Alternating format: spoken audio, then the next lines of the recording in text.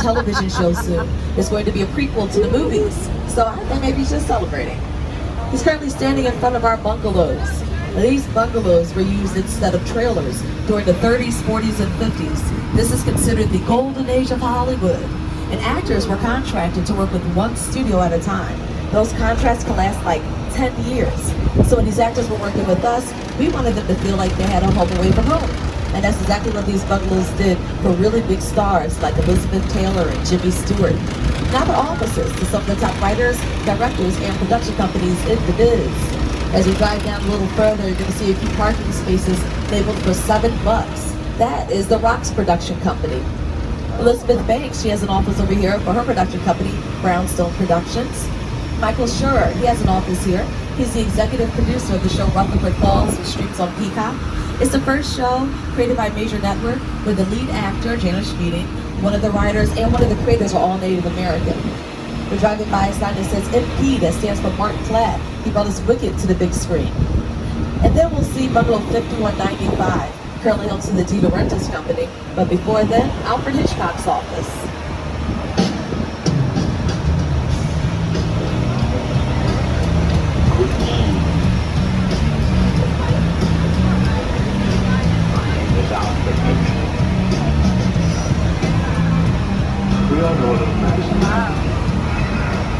Now the sound stations on your left are pretty new and very high tech. They were built only like 4 or 5 years ago, and some of the others were built over 100 years ago. Inside of here, Kenan Thompson builds the show Kenan, is where we filmed the reboot of Will and Grace. But the first production to ever film here was Hairspray Live. What's cool about that setup is they filmed all of their interior scenes inside of sound stages. Then when they needed to dance around the city streets of Baltimore, they just crossed from the front lot to the back lot, which is what we'll do in a moment. So the back lot is where we have all of our large exterior sets. We shoot our outdoor scenes on a large scale.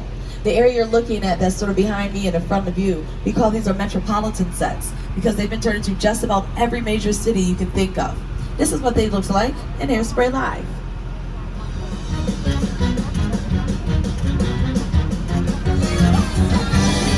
Good morning, Baltimore.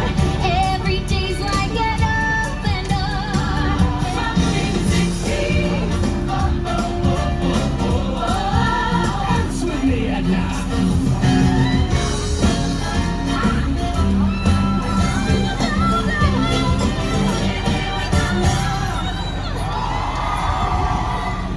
Filmmakers like to use these sets. Now what you're seeing is prep work being done. This is pre-production. They brought out set pieces. You have chairs, tables, bushes, trees. They painted some of this set, put up signs. All of this is in preparation to begin filming the show Hunters that I was telling you about. But we're leaving the urban jungle behind for now. We're going to head to another jungle. This one created using CGI. It's the original King Kong that made me want to direct movies. I saw that movie on TV when I was about 8 when I was on, and I wanted to do that. I like films that just take you away from your real life and sweep you up an adventure. Kong literally does that. I mean, you're on board the ship, you're sailing to a lost island, you encounter monsters, creatures from prehistoric times. King Kong. So I was thrilled when Universal invited me back to Skull Island, and it's great to have you along for the ride. Now we have created this 3D immersive experience, so we're going to have to have your glasses ready. Don't put them on yet, just put them in your hand because we're about to return to Skull Island. Please remain seated at all times. Hold on to your belongings as well as your loved ones. Welcome to Skull Island.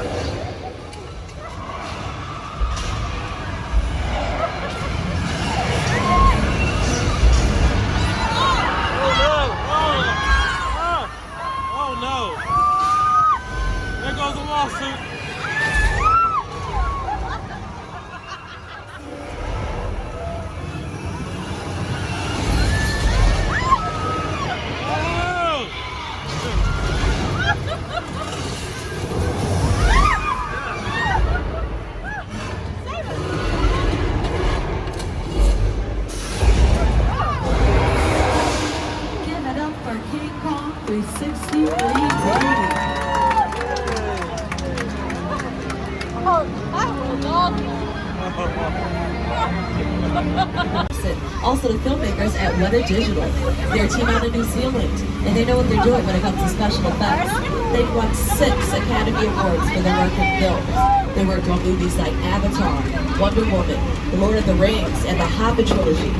You witnessed that epic battle on 4 screens. They stand at 40 feet tall, 180 feet long, and they use some of the world's most advanced filmmaking technology today. With a project like the studio tour, the audience is in the middle of the environment. They're looking in all directions. There's creatures coming at them. They're seeing clowns from this side and T-Rexes from the other side. Open in a movie, who else in a movie? People are looking straight ahead, they're looking at the shot, they're looking around. Take account that people are looking in all directions. Also, one of the things about this movies that we're used to working on, there's no cuts. Because it's one giant shot, and this tram that's driving along through Skull Island is where the camera's from. This one represents where the screen is 10 meters away. The movie is actually about 50 minutes of a feature film. That amount of visual information, that number of pixels, it was even into the audience. It's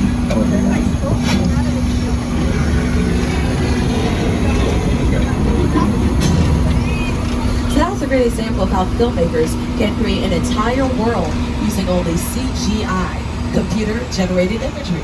But usually they'll combine CGI with something physical, like one of our backlot sets, or maybe a picture car. A picture car is any vehicle you see on screen, whether it's television, film, or streaming online. And we're taking you to see some of Universal's most popular picture cars ever. This is a good time to pull out your cameras and phones. We have some cool cars coming up on your left-hand side.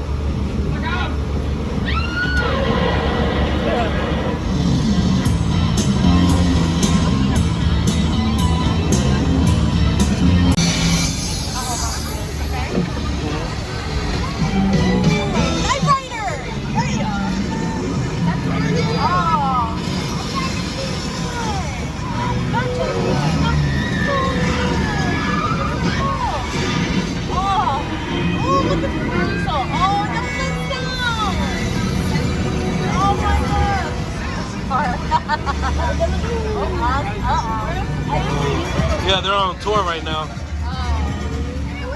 So an example of combining CGI with a picture car would be that gyrosphere we're passing by that was used in Jurassic World. Now as we drove by it, you might have noticed something was missing. The glass shield, right? That's because it never existed. See, glass is tricky to film with. It is not angled perfectly. Everything in the background is reflected off of it and shows up on camera. So instead of trying to figure out how to angle a glass dome, they said forget it. We'll use CGI to create the final product, and that's what you saw in theaters.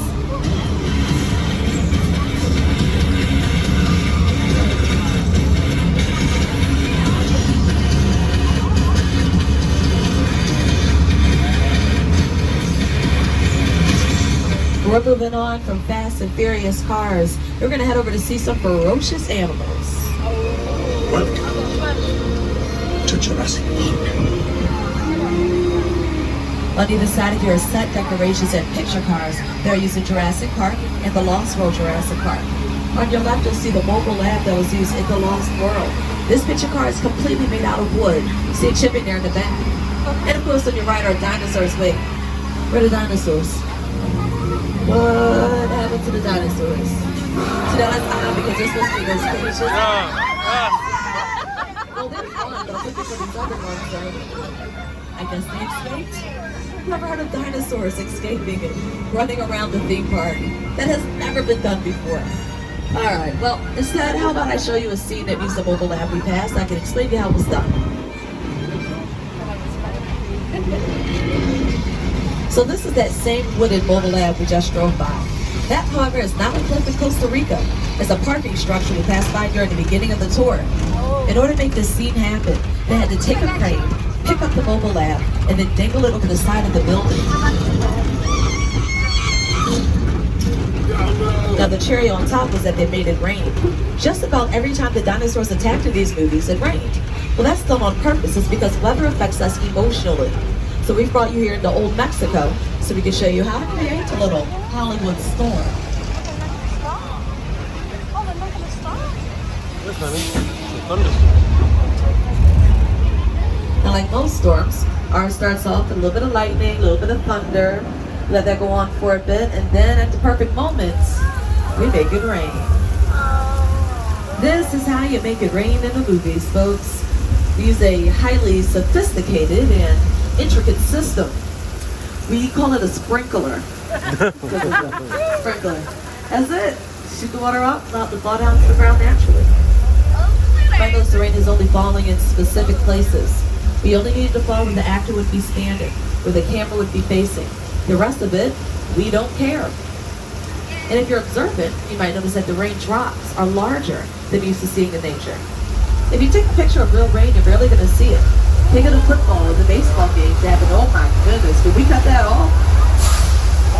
So that's a no. Sorry.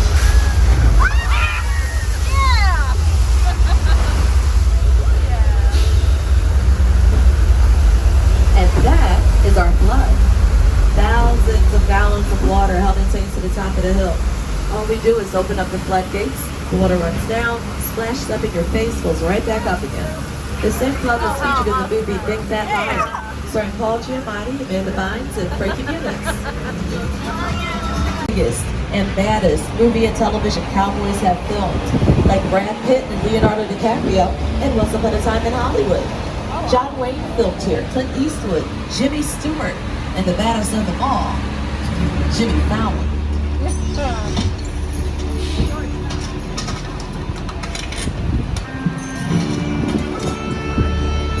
This town ain't big enough for the both of us, Jimmy Fallon. Well, I ain't going anywhere, Jimmy Fallon.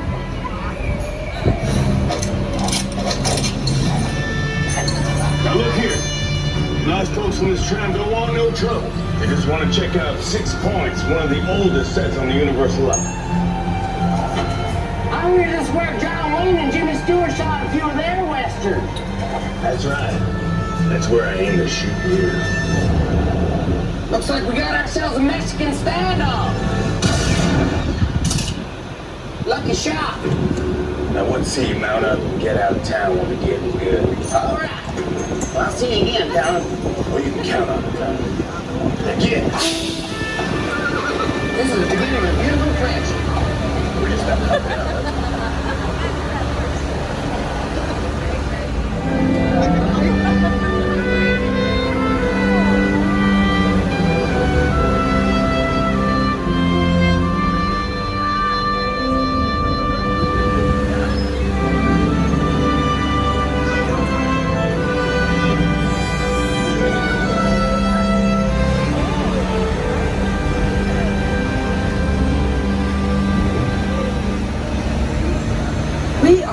Through the tour, everybody. So I must remind you to please remain seated at all times. And if you need my assistance, pull the red emergency cord, and I will come back to assist you as soon as it's safe to do so. The area over on your left-hand side we call Park Lake because there's a lake and the trees are like a park. It was used in The Creature from the Black Lagoon.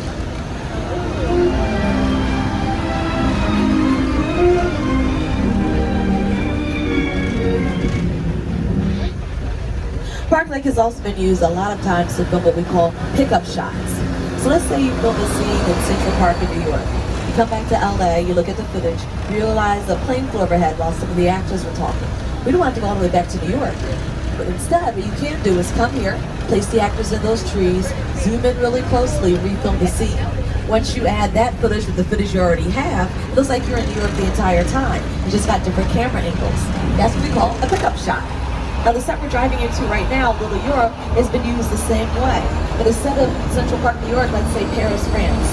You dress these sets up to look like Paris, nobody knows the difference. They do it all the time. Right now, Little Europe isn't dressed like a country, though. It is dressed like a place. The good place. You, Eleanor Shellstrom, are dead. Come on. This location, the afterlife. I've never ever seen it. Yes, you're in the good place. You're not supposed to be here. You can't risk going to a bad place. Things aren't all that bad. But How can I help you? what is the bad place like? Well, it doesn't sound awesome.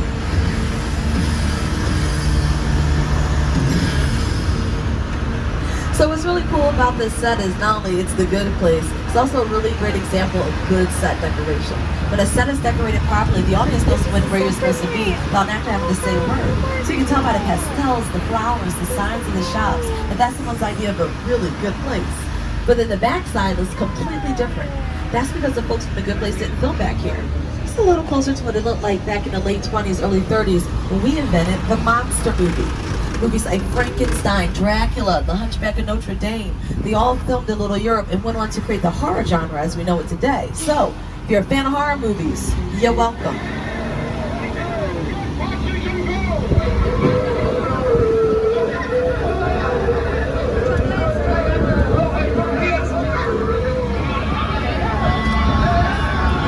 Now, where Little Europe is a good example of set decoration, Soundstage 50, which is what we're entering, is a good example of production design. The way they designed this soundstage is really unique. One reason is because there's a mechanical effect visible into the walls. It's been turned off because we're in here, but I do have to remind everyone to stay seated. The other reason why it's unique is, remember earlier I said sound stages are built empty? Well, this one was created to look like a subway station. If filmmakers can switch on the maps. But this isn't good. Okay. Okay. Somehow triggered that mechanical effect I was just telling you about. Is that a truck? Jeez. Okay. Okay. We gotta ride this thing out. Again, everyone, please stay seated. Remain calm. And don't let me freak out.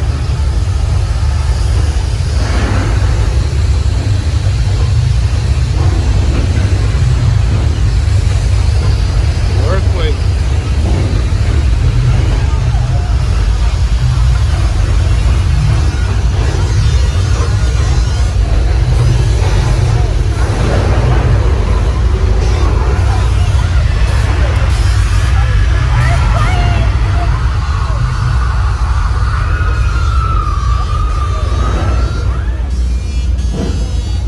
Okay, it's over. Oh, not the water, baby.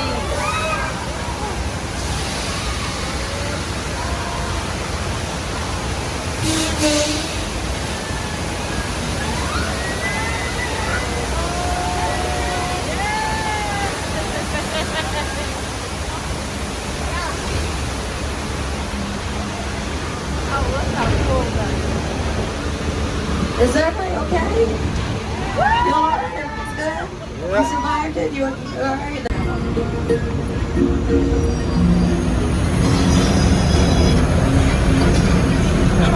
What's going on?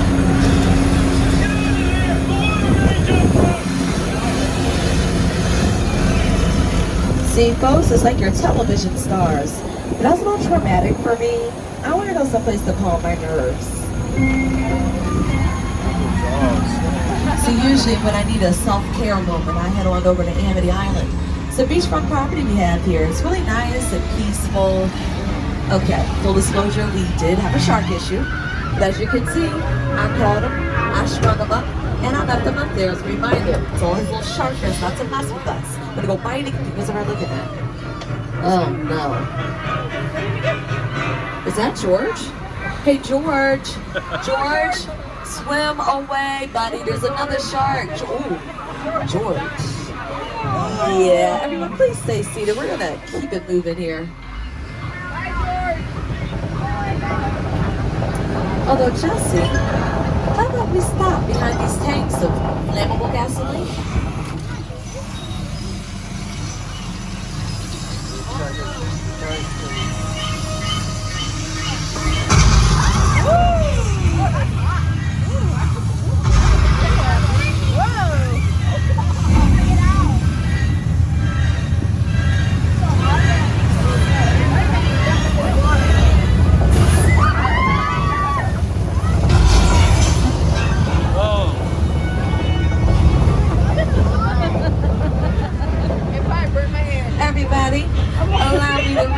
introduce our shark. His name is Bruce.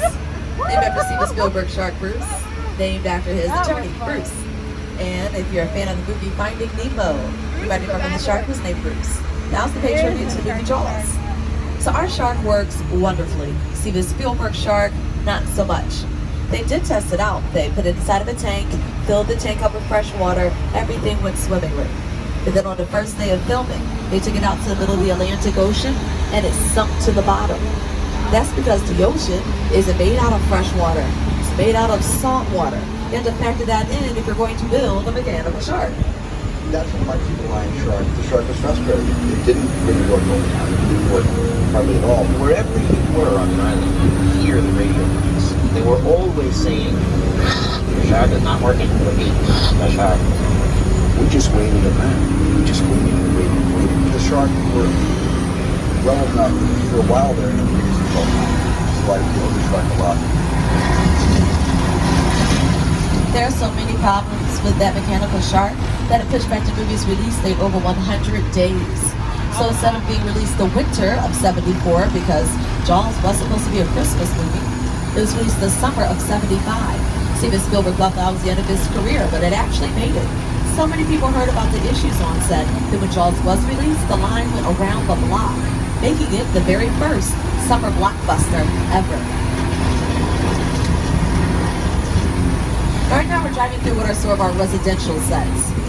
Jaws actually filmed on the east coast of Martha's Vineyard, but Amity Island was Cabin Cove and Murder She Wrote. Got Elm Street over on your left, which is currently being used for the show Bust Down. You've got the Chicken Ranch over on your right, which we'll talk about in a moment, because we're now entering Colonial Street, the most popular cul-de-sac in television history. A lot of people still recognize it as Wisteria Lane from ABC's Desperate Housewives. If there is one thing everyone in suburbia can appreciate, it's a good neighbor.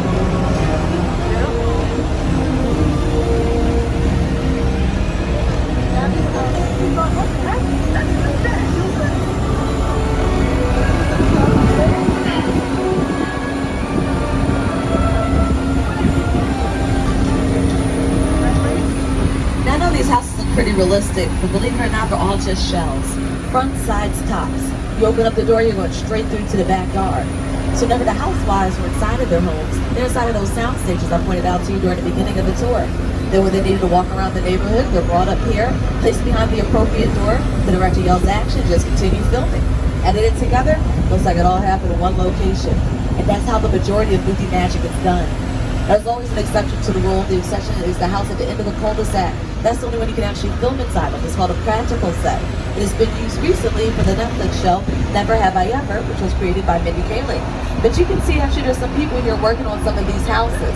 So they're going to be filming the show Bust Down, which will air on NBC right here. And you see they're actually repainting, they're adding some things to match what they need for their specific sets. So here are a few other productions that have filmed at Colonial Street throughout the years.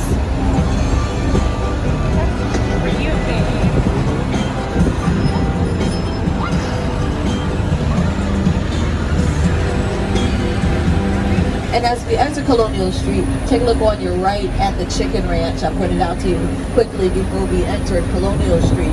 Now, that set is pretty unique. It was originally created for the musical The Best Little Whorehouse in Texas, starring Burt Reynolds and Dolly Parton.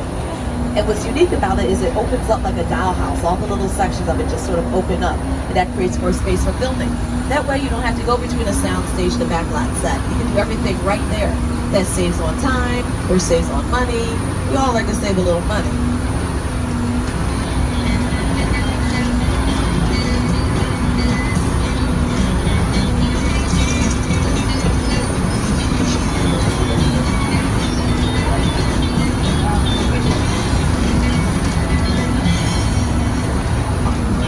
Now here doesn't have to be a well-constructed set like the Chicken Ranch in order to be used for filming. Every nook and cranny is up for grabs here at Universal Studios, including the street we're driving up right now, Steven Spielberg Drive. Maybe you recognize these trees from the Netflix hit Bird Box. They've also pulled a few dead bodies out of there for shows like CSI. And about 2 years ago, they filmed a crazy car crash scene right here for the Fox show 911 starring Miss Angela Bassett. Now, what do we need to create a crazy car crash scene? Why, more picture cars. And we got them on your right. The yellow Mini Cooper was used at Mr. Bean's Holiday. Got a bunch of cars here from F9, which is in theaters right now. You got Dom's Charger. You have the 67 Chevy truck from the Ford Fast and Furious movie. The police car from Public Enemy starring Johnny Depp. And last but certainly not least, that white and pink car. That's for our OG Universal theme park fans. You might remember Marilyn Monroe sitting in that and riding around our theme park. But right now, I think she might have checked into the Bates Motel, which is an odd choice, because I heard Norman has a thing for blondes. On your right-hand side is the original Bates Motel and Psycho House from Alfred Hitchcock's classic thriller, Psycho. It looks like it.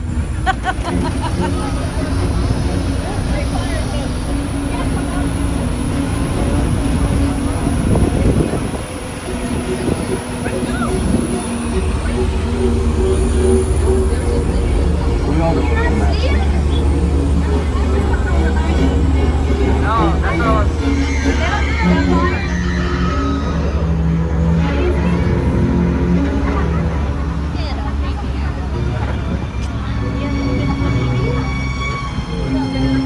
Look how far up on that hill this house looks. Wasn't quite the distance that you thought, right? Well, the way they sort of achieved that is they made this house about 3/4 the size of a normal home. It's called forced perspective. The smaller something is, the further away it seems. And so when you do that, it gives this long distance when it really doesn't happen.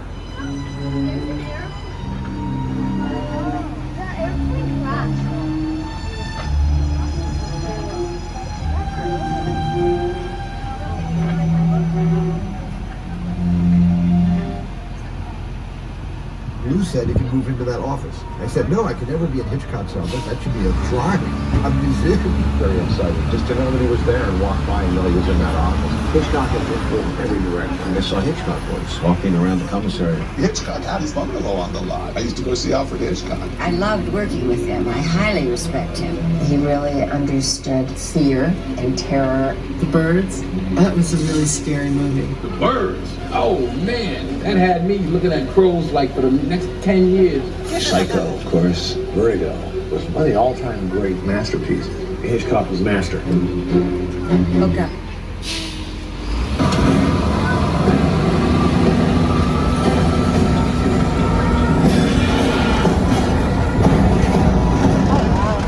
We have just entered one of the largest sets ever created in Hollywood history. The crash site from Steven Spielberg's War of the Worlds.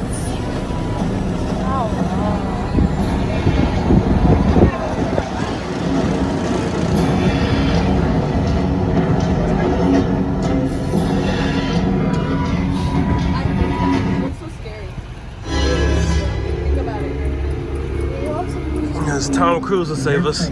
Crash site set is a perfect example of a set that is all designed around a vision that Steven had. To sit down to talk about the War of the World. I thought, what if the 747 goes down right in a big neighborhood? Because it's just something you don't see. You're doing good.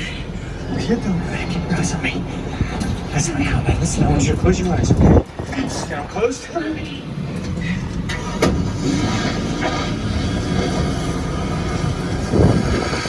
Bobby, get in. Get in.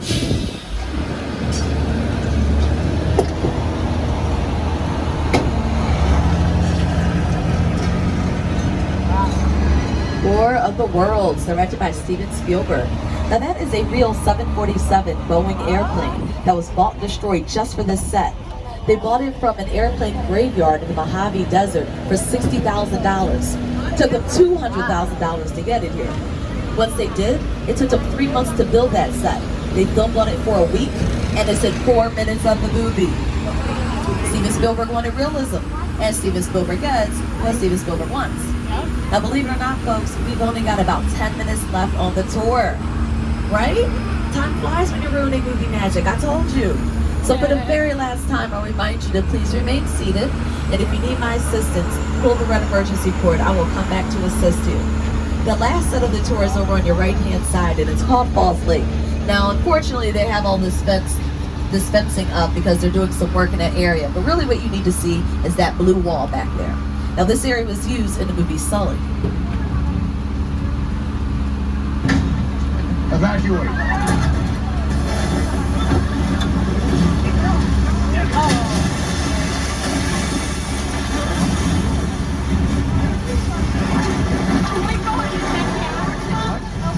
That big blue wall is one of the largest freestanding backdrops in the entire world. And in front of it, there's this huge reservoir. So they filled it up with water, they put an airplane inside, and then they filmed this scene. Then during post-production, that means after all the filming is over, they're editing everything together, they digitally added a photo of the New York skyline to the big blue wall. You combine it all together, and there you have it, Sully. Where's the blue wall? Oh, that one over there. So it's basically blue screen or green screen technology, but on the largest scale possible. They use the colors blue and green because those are the two colors least likely to be found in human skin. So when you're swapping out the colors for pictures of people or videos of people, there's less distorting that goes on and makes less work for the editors. Now, for my 90s R&B fans, which should be everybody on the Tram, TLC filmed their music video for Waterfalls right against that backdrop. It was also used at the end of The Truman Show, when Truman finally realized he's living in this fake world created for him by television producers. He decides he's going to escape by sailing away in the ocean. Well, that was the ocean. Eventually, as he sails, the sky becomes this big wall. That was the wall. We just put a door there, and he walked through that to his freedom. But Falls Lake, this area in general, has been used as far back as 1960 for Psycho. Now you're going to notice that this shot is pretty close up, right? That's because that big blue wall didn't exist. So in order to pull off the illusion that it's a body of water, they had to zoom in really closely.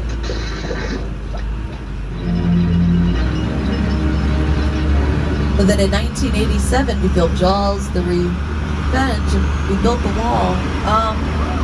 What's going on, Jesse? Oh. Okay, folks, we're gonna make a slight detour here. Not a big deal, everything's fine. Stay seated. Here's the thing. Jesse and I, we just got back from Vegas, okay? We had a lot of fun, but we saw a few things we probably shouldn't have. And now some guy named Shaw's after us, and the FBI wants us for questioning. But there is good news. My buddy Hobbs said that he and his crew are gonna help us out, okay? So we're just gonna meet them here inside of Sullivan's truck repair. They'll smooth things over for us, then we can get you back to the theme park. It really shouldn't take too long, but we do appreciate your patience. Pierce. Pleased to meet you. My buddy Hobbs asked us to stash you with Sean for a while. So we brought you in our secret spot. We're having a few friends over. It's a little messy, but it's all good. The more the merrier. Especially you right there in the third row, like I was saying.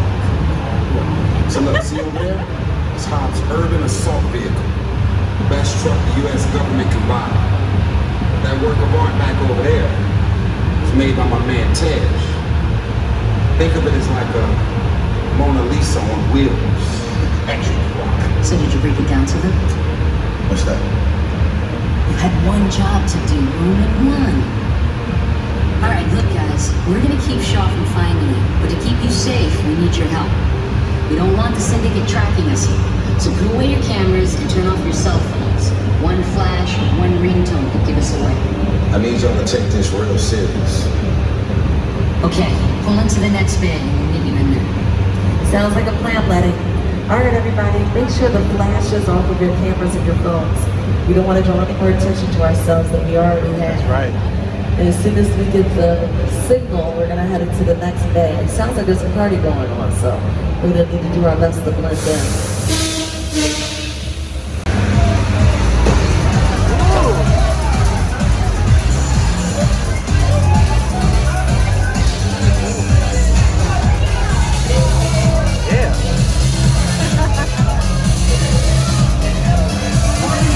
Everybody out!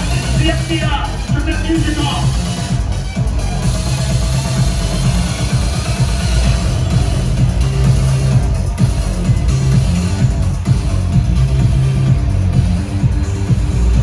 This is what we're doing. This is the race day after party. And where the other? Roman Pierce, FBI, don't move. Him, that's right, party's over. You know how long I took to iron this shirt, man? I'm not. You're under arrest right now. Ladies, just back up a little bit. Got it. Slightly. First of all, I don't work for you. Oh, really? Well, tell me, Roman, who do you work for? We don't work for nobody. guarantee your safety. Guarantee my safety? I'm the one holding the gun. Yeah, but mine's a whole lot bigger than yours. Hobbs, escort this novice out. Let's go, Cookie Puss. You got an ugly suit on, man. It's cheap. Somebody out there really pissed off Shaw. It's gonna get ugly fast. Yeah, don't worry. Lucky for you, our whole family will protect you. Are you kidding me, Roman? You didn't shut off your phone, bro? I gotta call you back. I'm in the middle of something. See what I'm talking about? Call me back. It was on vibrate. Shaw traced us. Hobbs can't hold it forever. Letty, Roman, we're out. Driver, move that vehicle. It's about to get real interesting. The Mona Lisa's all warmed up right next door. Roman, grab your truck. I need you and Letty ready to roll.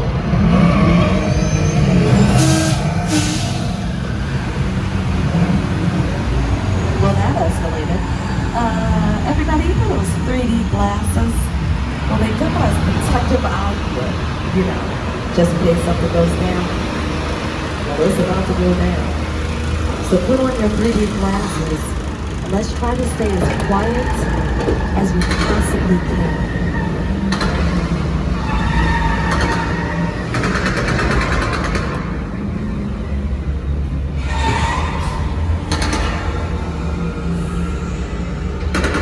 Which one of you is the witness? Speak now or you all get fried! This is our turn.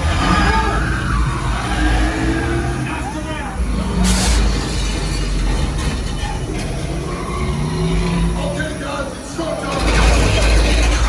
Look to the left.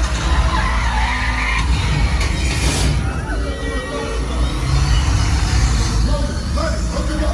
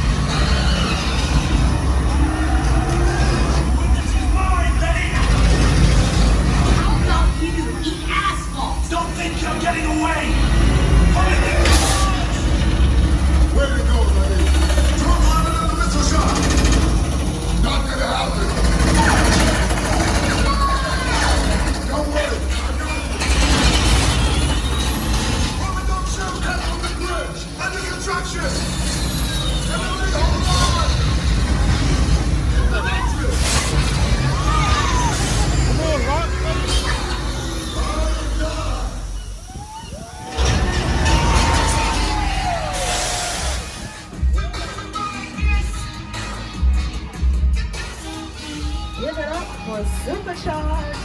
Was that Fast and Furious or what? Good job, everybody. You protect my witness. It's crazy. There's that respect. Now, my Mona Lisa got messed up a little bit, but it's all good. We got through it. I got this back. Appreciate it. They say the bigger the family, the stronger it is. You guys can get out there. And you're welcome to join our crew anytime.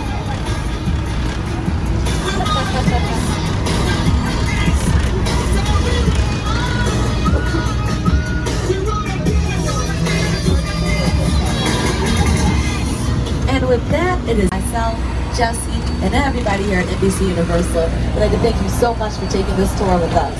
We hope you enjoyed your exclusive behind-the-scenes look at some of Hollywood's hottest film locations. To purchase the NBC Universal movies and TV shows you've seen on the tour, visit www.uphe.com or ask today at one of our retail stores. And here's a tip for the rest of your time with us.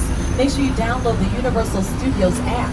That's how you'll get up-to-the-minute park information. Wait times for rides like Secret Life of Pets, show times for shows like Waterfalls, and closing times like 10 p.m., which is when we close tonight.